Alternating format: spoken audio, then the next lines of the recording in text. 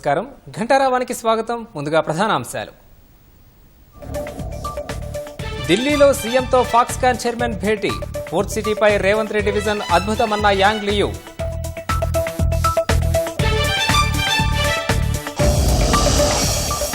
బీజేపీలో బీఆర్ఎస్ విలీనం తథ్యమన్న సీఎం రేవంత్ రెడ్డి. కేసీఆర్ కు గవర్నర్, కేటీఆర్ కు కేంద్ర మంత్రి పదవి వస్తుందని జోస్యం.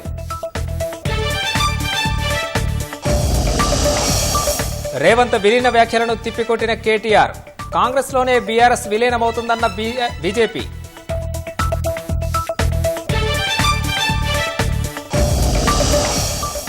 రుణమాఫీ దేశంలోనే అతిపెద్ద మోసమన్న కేటీఆర్. పూర్తి చేసినట్లు నిరూపిస్తే రాజకీయ సన్యాసం తీసుకుంటానని సవాల్.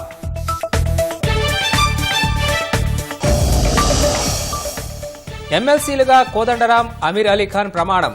ఉద్యమకారుల ఆకాంక్షల మేరకు పనిచేస్తామని వెల్లడి.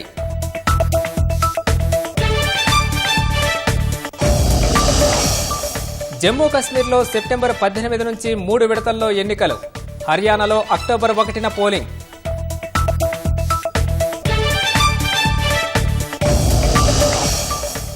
ఉత్తమ జాతీయ చిత్రంగా మలయాళ సినిమా ఆటం. తెలుగులో మెరిసిన కార్తికేయ 2.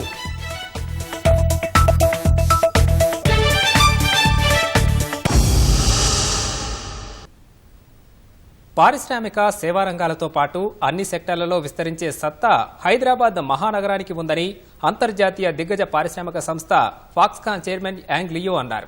త్వరలోనే తన బృందంతో కలిసి హైదరాబాద్ను సందర్శిస్తానని తెలిపారు. ఢిల్లీలో ముఖ్యమంత్రి రేవంత్ రెడ్డితో ఫాక్స్కాన్ ప్రతినిధులు సమావేశమయ్యారు.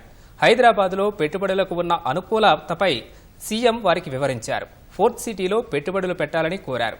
ఫోర్త్ సిటీపై రేవంత్ రెడ్డి విజన్ను యాంగ్ లియూ కొనియాడారు. ఫాక్స్కాన్ చైర్మన్ యాంగ్ లియూ నేతృత్వంలోని బృందం ఢిల్లీలో ముఖ్యమంత్రి రేవంత్ రెడ్డితో సమావేశమైంది. హైదరాబాద్ నగర చరిత్ర, పారిశ్రామిక సంస్థల విస్తరణకు ఉన్న అనుకూలతలను సీఎం రేవంత్ రెడ్డి ఫాక్స్కాన్ బృందానికి వివరించారు. 430 ఏళ్ల కింద పునాదిరాయి పడిన హైదరాబాద్ కాలక్రమంలో 3 నగరాలుగా అభివృద్ది చెందిన తీరును సీఎం వారికి వివరించారు. ప్రభుత్వాలు మారినా పారిశ్రామిక అభివృద్దిలో వైరుధ్యాలు లేకపోవడంతోనే హైదరాబాద్ వేగంగా పురోగతి చెందుతోందన్నారు. అంతర్జాతీయ విమానాశ్రయం, outer ring road, regional ring రోడ్డుతో పాటు హైదరాబాద్కు ఎన్నో అనుకూలతలు ఉన్నాయని రేవంత్ రెడ్డి ఫాక్స్కాన్ ప్రతినిధులకు వివరించారు.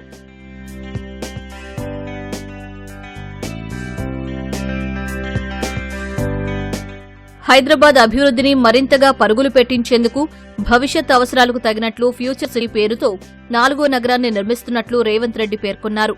ఫోర్త్ సిటీలో విద్య, వైద్యం, క్రీడలు, ఎలక్ట్రానిక్స్, ఎలక్ట్రికల్స్, స్కిల్ డెవలప్మెంట్ విభాగాల్లో బహుముఖంగా అభివృద్ది చేయనున్నామని చెప్పారు.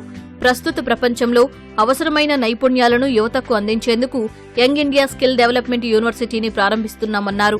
స్కిల్ యూనివర్సిటీకి ప్రముఖ పారిశ్రామికవేత్తలైన ఆనంద్ మహీంద్రాను చైర్మన్ గా, శ్రీనివాస్ రాజును వైస్ చైర్మన్ గా నియమించామని తెలిపారు. ప్రభుత్వం తరపున సంపూర్ణ సహకారం అందిస్తామని, ఫోర్త్ సిటీలో పెట్టుబడులు పెట్టాలని ఫాక్స్కాన్ ను ఆహ్వానించారు. పారిశ్రామిక రంగానికి ప్రభుత్వం ఇస్తున్న ప్రోత్సాహకాలను, ఇటీవల అమెరికా, దక్షిణ కొరియా పర్యటనల వివరాలను ఐటీ శాఖ మంత్రి శ్రీధర్ బాబు ఫాక్స్కాన్ బృందానికి వివరించారు.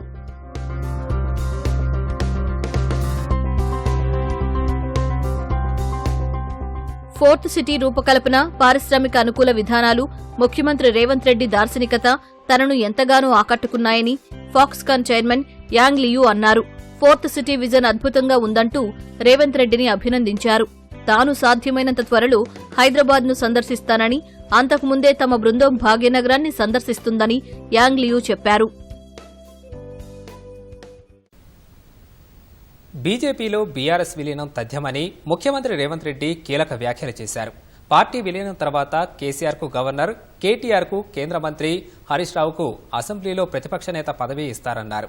ఢిల్లీలో పాత్రికేయులతో ఇష్టాగోష్ఠిగా మాట్లాడిన రేవంత్, భరాస రాజ్యసభ ఎంపీలు బీజేపీలో విలీనం కాగానే కవితకు బెయిల్ వస్తుందన్నారు.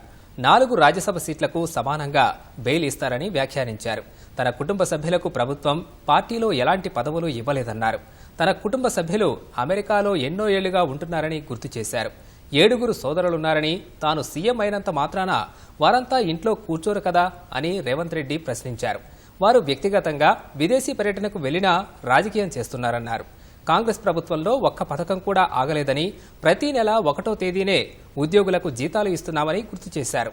గతంలో కేసీఆర్ నిధులన్నీ కాంట్రాక్టర్లకే ఇచ్చారని, తమ ప్రభుత్వం ప్రాధాన్యత ప్రకారం రుణమాఫీ చేశామని తెలిపారు. ఢిల్లీ వారికి రాజ్యసభ ఎలా ఇస్తారని బీఆర్ఎస్ వాళ్ళు చేస్తున్న విమర్శలు పట్టించుకోవడం లేదన్నారు.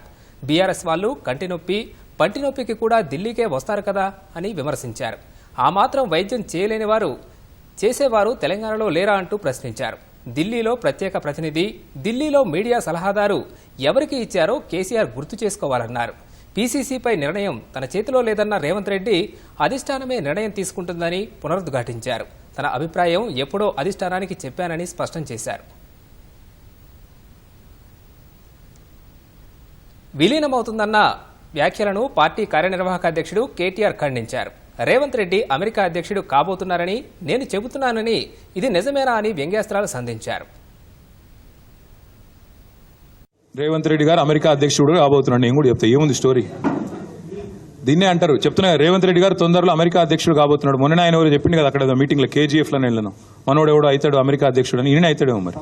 ట్రంప్ గారు సరిపోతలేరంటే ఈయన పిలుస్తున్నారంట. బీజేపీలో బీఆర్ఎస్ విలీనమవుతుందన్న సీఎం రేవంత్ రెడ్డి వ్యాఖ్యలను కేంద్ర మంత్రి బండి సంజయ్ తీవ్రంగా ఖండించారు. బీజేపీని బదనాం చేసేందుకు కాంగ్రెస్ నేతలు దిగజారి మాట్లాడుతున్నారని మండిపడ్డారు. అతి త్వరలో కాంగ్రెస్లోనే బీఆర్ఎస్ విలీనమవడం తథ్యమని సంజయ్ జోస్యం చెప్పారు.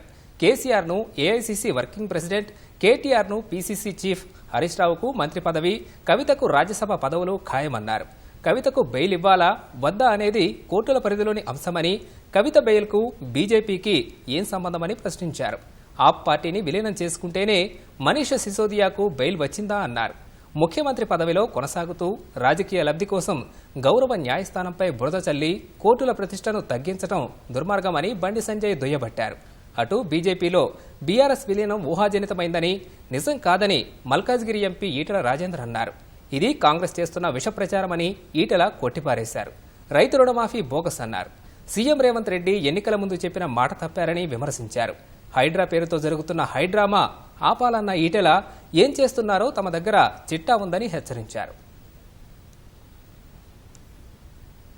రుణమాఫీ పేరుతో రైతుల్ని రేవంత్ సర్కార్ మోసం చేసిందని బీఆర్ఎస్ కార్యనిర్వాహక అధ్యక్షుడు కేటీఆర్ ఆరోపించారు. 40% మంది రైతులకు మాఫీ చేసి పూర్తి స్థాయిలో చేసినట్లుగా ప్రగల్భాలు పలుకుతున్నారని ధ్వజమెత్తారు. ఎన్నికల ముందు ఒక మాట, ఎన్నికలైపోయాక మరో మాట మాట్లాడుతున్నారని దుయ్యబట్టారు. రాష్ట్రంలోని ఏ ప్రాంతంలోనైనా 100% మాఫీ చేసినట్లు నిరూపిస్తే తాను రాజకీయాల నుంచి తప్పుకుంటానని ముఖ్యమంత్రికి కేటీఆర్ సవాల్ విసిరారు. సీఎం అంటే కటింగ్ మాస్టర్ లాగా అయిపోయింది ఇప్పుడు పరిస్థితి. 60% మందికి ఎగ్గొట్టి ఇవాళ కేవలం 40% చేసి 100% అని చెప్పుకుంటున్న మొట్టమొదటి ముఖ్యమంత్రి రేవంత్ రెడ్డి. ఇంతకు మించిన దగ, ఇంతకు మించిన మోసం, ఇంతకు మించిన రైతు ద్రోహం మరొకటి ఉండనే ఉండదు. 1,00,000 కొర్రీలు, దిక్కుమాలిన ఆంక్షలు ఇవేవి చెప్పలేదు. మేమున్నామని గుర్తించండి అంటూ అధికారుల చుట్టూ, బ్యాంకుల చుట్టూ రైతులు పడిగాపులు కాచే విధంగా చేసి పరిహాసం ఆడి రైతులతో అంకెలు మార్చారు, రంకెలు వేస్తున్నారు. దివాలా కోరు ముఖ్యమంత్రి, ఇంత దిగజారుడు రాజకీయం. ఏమన్నాడండి హరీష్ రావు గారు? నిన్ను 15 ఆగస్టు లోపల రుణమాఫీ చెయ్యి, 6 గ్యారెంటీలు అమలు చెయ్యి, 100 రోజుల్లో చేస్తా అన్నావు, చెయ్యి, చేస్తే నేను రాజీనామా చేస్తా అన్నాడు. ఇలా 2-3 చిల్లరగాలు పోస్టర్లు పెట్టింది హరీష్ రావు గారి మీద. అయిపోయింది రుణమాఫీ, నువ్వు అర్జెంటుగా రాజీనామా చేయి. ఎక్కడైంది రుణమాఫీ? రేవంత్ రెడ్డి గారు, నీకు చిత్తశుద్ధి ఉంటే నిజంగానే నువ్వు చెప్పిన మాటల్లో ఒక్క 1% నిజం ఉన్నా కొడంగల్ పోదాం, లేదా నీ ఇష్టం ఉమ్మడి పాలమూరు ఏ కాన్స్టిట్యున్సీకైనా పోదాం, నీ ఇష్టం. సొంత ఊరు కొండారెడ్డిపల్లికైనా పోదాం. ఆ ఊళ్ళో అయినా 100% రుణమాఫీ అయిందా నువ్వు రుజువు చేయి. రైతులు కనుక 100% రుణమాఫీ అయిందంటే నేను అక్కడే నా రాజీనామా పత్రం స్పీకర్ గారికి పంపిస్తా, రాజకీయం వదిలేసి శాశ్వతంగా ఇంట్లో కూర్చుంటా. ముఖ్యమంత్రికి నిజంగా దమ్ముంటే ఆయన నా సవాల్ స్వీకరించాలి. గవర్నర్ కోటాలో ఎమ్మెల్సీలుగా ఆచార్య కోదండరాం, జర్నలిస్టు అమీర్ అలీ ఖాన్ ప్రమాణం చేశారు. మండలి సభ్యుల నియామకంపై రాష్ట్ర హైకోర్టు ఇచ్చిన ఆదేశాలపై సుప్రీంకోర్టు స్టే విధిస్తూ తీర్పును వెలువరించడంతో ఎట్టకేలకు సందిగ్ధం వేడింది. ఈ మేరకు టీజేఎస్ వ్యవస్థాపక అధ్యక్షుడు ప్రొఫెసర్ కోదండరాం, జర్నలిస్ట్ అమీర్ అలీ ఖాన్ ఎమ్మెల్సీలుగా బాధ్యతలు స్వీకరించారు. మండలి చైర్మన్ ఛాంబర్లో గుత్తా సుఖేందర్ రెడ్డి వారితో ప్రమాణం చేయించారు. ఈ కార్యక్రమానికి మంత్రులు పొన్నం ప్రభాకర్, పొంగులేటి శ్రీనివాసరెడ్డి, విప్ బీర్ల ఐలయ్య, ఎమ్మెల్సీ మహేష్ కుమార్ గౌడ్, ప్రభుత్వ సలహాదారుడు వేం నరేందర్ రెడ్డి తదితరులు హాజరయ్యారు. ఉద్యమ ఆకాంక్షల మేరకు పనిచేస్తామన్న ఆచార్య కోదండరాం ఈ 10 ఏళ్లు తనకు సహకరించిన సహచరులకు కృతజ్ఞతలు తెలిపారు. అవకాశం కల్పించినందుకు గవర్నర్ గారికి, ముఖ్యమంత్రి గారికి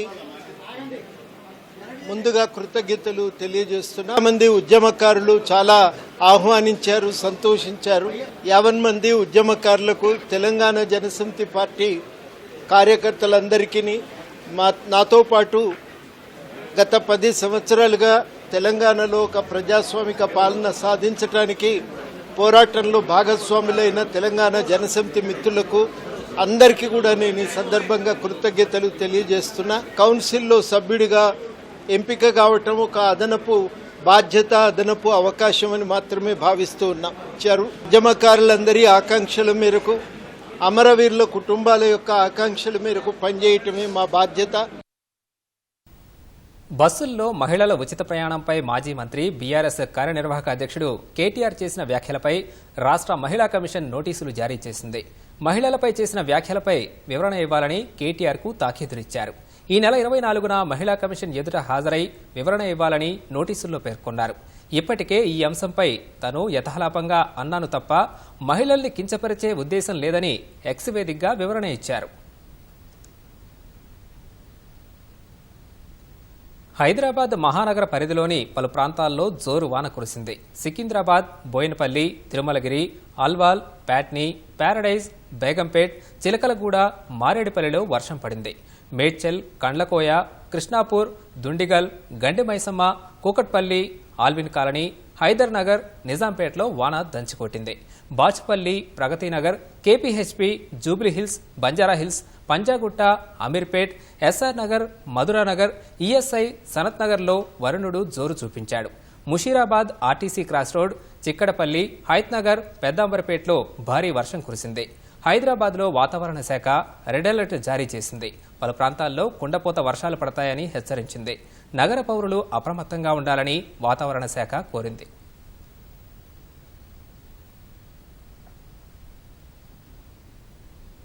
రాష్ట్ర వ్యాప్తంగా పలు జిల్లాల్లో వర్షం దంచికొట్టింది. నిర్మల్లో అరగంటలోనే ఆగమాగం చేసింది. ఒక్కసారిగా కుండపోత కురిసింది. లోతట్టు ప్రాంతాలు, ప్రధాన రహదారులు జలమయమయ్యాయి. వాహనదారులు తీవ్ర ఇబ్బందులు పడ్డారు. శివాజీ చౌక్లో నలువైపులా కిలోమీటర్ పొడవునా రాకపోకలకు అంతరాయం ఏర్పడింది. ఉమ్మడి కరీంనగర్ జిల్లాలోనూ ఉరుములతో కూడిన భారీ వర్షం కురిసింది. పక్షం రోజులుగా వర్షాల కోసం ఎదురుచూస్తున్న రైతులకు ఊరట లభించింది. జగిత్యాల, గంగాధర, రామడుగు, చొప్పదండి, ధర్మపురి, చిరుగుమామిడి, బోయినపల్లి మండలాల్లో వర్షం పడింది. నిజామాబాద్ జిల్లాలోనూ వర్షం దంచికొట్టింది. పలుచోట్ల కొంతసేపు విద్యుత్ సరఫరాకు అంతరాయం ఏర్పడింది. కొన్ని చోట్ల ట్రాఫిక్ అంతరాయం ఏర్పడింది. కోల్కతాలో వైద్యురాలి అత్యాచార ఘటనకు నిరసనగా రాష్ట్ర వ్యాప్తంగా జూనియర్ వైద్యులు నిరసనలు హోరెత్తించారు. ఆదిలాబాద్లోని రిమ్స్లోని జూనియర్ వైద్యులు విధులు బహిష్కరించి వర్షంలో ప్లకార్డులు చేతపట్టుకుని రిమ్స్ నుంచి కలెక్టర్ చౌక్ వరకు నిరసన ప్రదర్శన నిర్వహించారు. నిజామాబాద్ ప్రభుత్వాసుపత్రిలో జూడాలు, ఓపీ సేవలని బహిష్కరించి రక్షణ లేకుండా విధులు నిర్వహించలేమంటూ హాస్పిటల్ ఎదుట ఆందోళన చేపట్టారు. సిద్దిపేటలో ప్రభుత్వ ఆసుపత్రి నుంచి అంబేద్కర్ సర్కిల్ వరకు జూనియర్ డాక్టర్లు ర్యాలీ నిర్వహించారు. వరంగల్ కాకతీయ వైద్య కళాశాల విద్యార్థినులు రోడ్డెక్కారు. హనుమకొండలోని మిషన్ ఆసుపత్రి నుంచి కలెక్టరేట్ వరకు బాధితురాలికి న్యాయం చేయాలంటూ ప్లకార్డులు నిరసన ప్రదర్శన చేపట్టారు. సికింద్రాబాద్లోని గాంధీ ఆసుపత్రి సహా నిమ్స్లోనూ వైద్యులు, నర్సింగ్ సిబ్బంది ఓపీ సేవలు, ఎలెక్టివ్ సర్జరీలను బహిష్కరించారు. అత్యవసర సేవల్ని మాత్రమే కొనసాగిస్తున్నట్లు పేర్కొన్నారు. మమతా బెనర్జీ సహకారంతోనే బెంగాల్లో వైద్య కళాశాలలపై దాడి జరిగిందని భాజపా జాతీయ అధికార ప్రతినిధి ప్రదీప్ బండారి ఆరోపించారు. అత్యాచార ఘటనపై ఇండియా కూటమి నేతలు నోరు ఎందుకు మెదపడలేదని ఆయన ప్రశ్నించారు.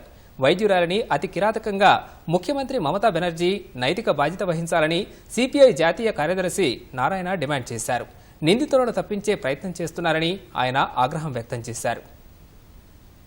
సామూహిక అత్యాచారం కింద డాక్టర్ చెప్తున్నారు. ఒక్కళ్ళు చేసిన కాదు. అటవిక సాంప్రదాయం నాకు వీళ్ళే అటవిక సాంప్రదాయం వాళ్ళకి ఒక పాలసీ ఉంటుంది. ఇది రాక్షసత్వంతో కూడుకున్న పద్ధతిలో చేశారు. ఇక్కడ గవర్నమెంట్ పైన డౌట్ పడాల్సి ఏంటంటే అప్పుడు దాకా ఉన్నటువంటి ప్రిన్సిపాల్ వెంటనే రిజైన్ చేసి వెళ్ళిపోయాడు. భయపడి వెళ్ళిన 3 గంటల్లో ఇంకో కాలేజీకి ఆయన ప్రిన్సిపల్ గా అపాయింట్ చేశారు. అని దాన్ని బట్టి గవర్నమెంట్ ఎంత లీనియన్స్ ఉంది లెక్క. అసలు అతను రెస్పాన్సిబిలిటీ పెట్టాల్సి పోయి అతను తీసుకెళ్లి ఇంకో కాలేజీలో ప్రిన్సిపల్ గా అపాయింట్ చేయడం అంటే ఆ కాలేజీలో రేపు చేయమని గవర్నమెంట్ ఉద్దేశం. ఈ విషయంలో రాష్ట్ర ముఖ్యమంత్రి మమతా బెనర్జీ కూడా నైతిక బాధ్యత వహించాలి. ఈ నిర్భయ 1 హైదరాబాద్, నిర్భయ 2 కలకత్తా. హైదరాబాద్లోని అక్రమ కట్టడాలపై హైడ్రా ఉక్కుపాదం మోపుతోంది. నిజాంపేట్ మున్సిపల్ కార్పొరేషన్ పరిధి ప్రగతి నగర్లో సర్వే నెంబర్ 134లోని FTL బఫర్ జోన్లో అక్రమంగా నిర్మించిన 3 బహుళ అంతస్తుల భవనాలను నేలమట్టం చేశారు. గురువారం తెల్లవారుజామున కూల్చివేతలు చేపట్టారు. హైడ్రా కమిషనర్ రంగనాథ్ ఆదేశాల మేరకు ఒక భవనాన్ని కూల్చివేశారు. వర్షం కారణంగా కొద్దిసేపు పనులు నిలిచిపోయినా తీర్పునిచ్చిన తర్వాత కూల్చివేతలు కొనసాగించారు. అర్ధరాత్రి వరకు శ్రమించి 2 భవంతులను కూడా నేలమట్టం చేశారు. సుమారు 10 కోట్ల విలువైన 1800 గజాల స్థలాన్ని కబ్జాదారుల నుంచి రక్షించినట్లు హైడ్రా అధికారులు తెలిపారు. చెరువు, FTL బఫర్ జోన్లలో అక్రమార్కులు పెద్ద ఎత్తున నిర్మాణాలు చేపడుతున్నారనే ఫిర్యాదులతో హైడ్రా కమిషనర్ రంగనాథ్ ఎర్రకుంటను సందర్శించారు.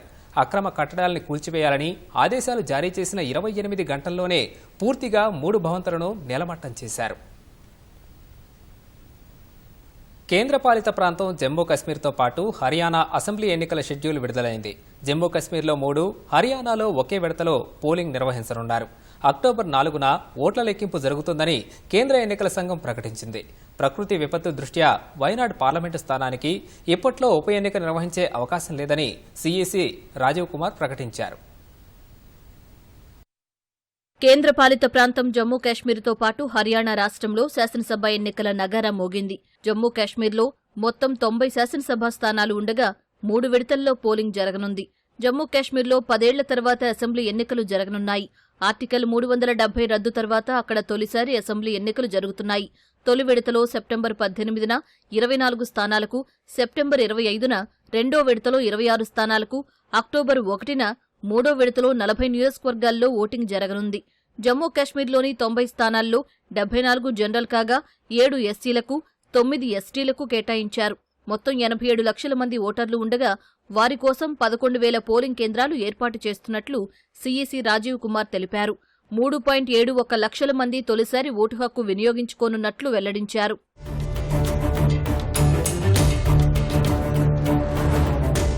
హర్యానాలోని 90 శాసనసభ స్థానాలకు అక్టోబర్ 1న ఒకే విడతలో పోలింగ్ జరగనుంది. అందులో 73 జనరల్ స్థానాలు కాగా 17 ఎస్సీ రిజర్వ్డ్ స్థానాలు ఉన్నాయి. 2 కోట్లకు పైగా ఓటర్లు ఉండగా వారిలో 1,06,00,000 మంది పురుషులు, 95 లక్షల మంది మహిళా ఓటర్లు అని CEC రాజీవ్ కుమార్ చెప్పారు. 4.52 లక్షల మంది తొలిసారి ఓటు హక్కు వినియోగించుకోనున్నట్లు తెలిపారు. ఈ నెల 27న హర్యానాలో ఓటర్ల జాబితా విడుదల చేయనున్నట్లు చెప్పారు. జమ్మూ కాశ్మీర్, హర్యానాల్లో అక్టోబర్ 4న ఓట్ల లెక్కింపు జరుగుతుంది. వివిధ రాష్ట్రాల్లోని 46 అసెంబ్లీ స్థానాల ఉప ఎన్నికలకు త్వరలో షెడ్యూల్ ప్రకటించనున్నట్లు CEC రాజీవ్ కుమార్ తెలిపారు. ప్రకృతి విపత్తు కారణంగా వైనాడు పార్లమెంటు స్థానానికి ఇప్పట్లో ఉప ఎన్నిక నిర్వహించే అవకాశం లేదన్నారు. సార్వత్రిక ఎన్నికల్లో కాంగ్రెస్ అగ్రనేత రాహుల్ గాంధీ రాయ్బరేలీ, వయనాడ్ 2 చోట్ల నెగ్గారు. రాయ్బరేలీలో ఎంపీగా కొనసాగుతున్న రాహుల్ వైనాడ్ను వదులుకున్నారు. వైనాడ్లో సకాలంలోనే ఉప ఎన్నిక నిర్వహిస్తామని CEC స్పష్టం చేశారు. పశ్చిమ బెంగాల్లో అత్యాచారం జరిగిన ఆసుపత్రిపై దాడి ఘటనను కేంద్ర ప్రభుత్వం సీరియస్గా తీసుకుంది. విధుల్లో ఉన్న వైద్యులు లేదా ఆరోగ్య కార్యకర్తలపై దాడి జరిగిన 6 గంటల్లోపు పోలీసులు కేసు పెట్టాలని కేంద్రం ఆదేశించింది. ఈ మేరకు వైద్య సేవల director general doctor Atul Goyal, AIIMS సహా దేశంలోని మెడికల్ కళాశాలల డైరెక్టర్లు, ప్రిన్సిపాళ్లు, కేంద్ర ప్రభుత్వ ఆసుపత్రుల డైరెక్టర్లు, మెడికల్ సూపరింటెండెంట్లకు సర్క్యులర్ జారీ చేశారు. విధుల్లో ఉన్న ఆరోగ్య కార్యకర్తపై దాడి జరిగితే 6 గంటల్లోపు FIR నమోదు చేయాల్సిన బాధ్యత ఆసుపత్రి అధిపతిదని పేర్కొన్నారు.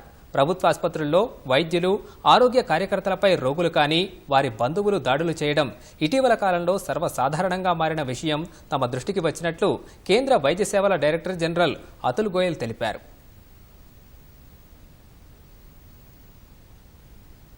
ఇస్రో చేపట్టిన SSLV D3 ప్రయోగం విజయవంతమైంది. తిరుపతి జిల్లా శ్రీహరికోటలోని షార్ నుంచి SSLV D3 వాహక నౌక నింగిలోకి దూసుకెళ్లింది.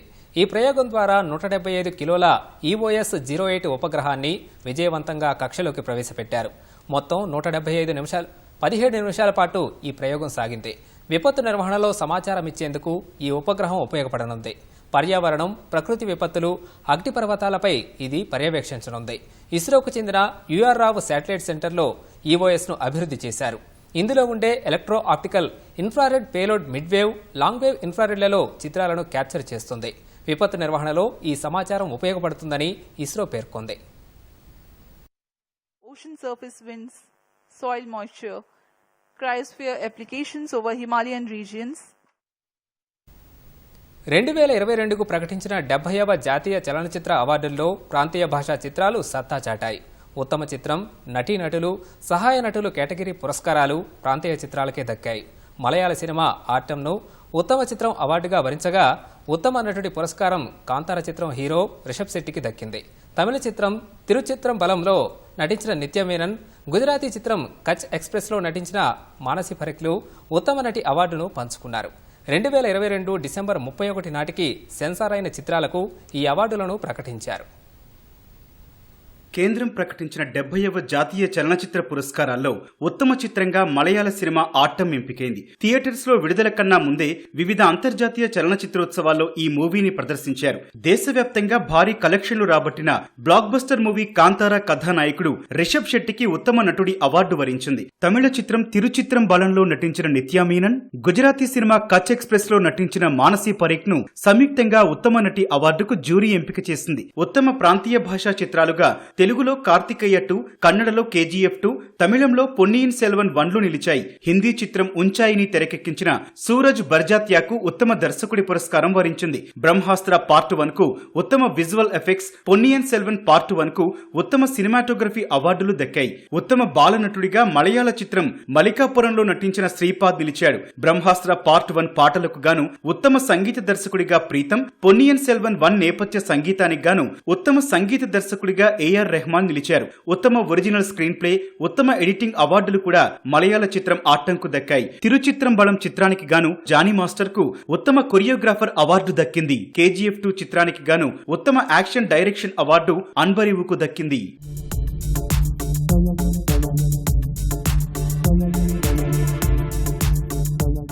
ఉత్తమ చిత్రంగా నిలిచిన మలయాళ చిత్రం ఆట్టంపై సర్వత్రా ఆసక్తి నెలకొంది. 1954లో వచ్చిన 12 యాంగ్రీ మెన్ హాలీవుడ్ టీవీ కార్యక్రమం ఆధారంగా ఈ మూవీని ఆనంద్ ఏకార్షి తెరకెక్కించారు. మధ్యతరగతి కుటుంబాలకు చెందిన 12 మంది నటులు గల ఓ నాటక బృందానికి సంబంధించిన కథ ఇది. ఆ 12 మందిలో ఓ నటీమణి ఉంటుంది. ఆమె పడుకున్నప్పుడు బృందంలోని ఓ సభ్యుడు అసభ్యంగా ప్రవర్తిస్తాడు. అతడు ఎవరు అన్న అంశంపై కథ ముందుకు సాగుతుంది. సన్నివేశాలను సహజత్వానికి దగ్గరగా తీశారు. చాలా చిన్న కాన్సెప్ట్ ను ఎంచుకుని మనిషి నైజాన్ని దర్శకుడు ఆవిష్కరించిన తీరు బాగుంటుంది. అందుకే జాతీయ ఉత్తమ చిత్రంగా అవార్డుకి ఎంపికైంది. దేశవ్యాప్తంగా భారీ కలెక్షన్లు రాబట్టిన బ్లాక్ బస్టర్ మూవీ కాంతారా ఉత్తమ వినోదాత్మక చిత్రంగా ఎంపికైంది. అందులో నటించిన కథానాయకుడు రిషబ్ శెట్టికి ఉత్తమ నటుడి అవార్డు వరించింది.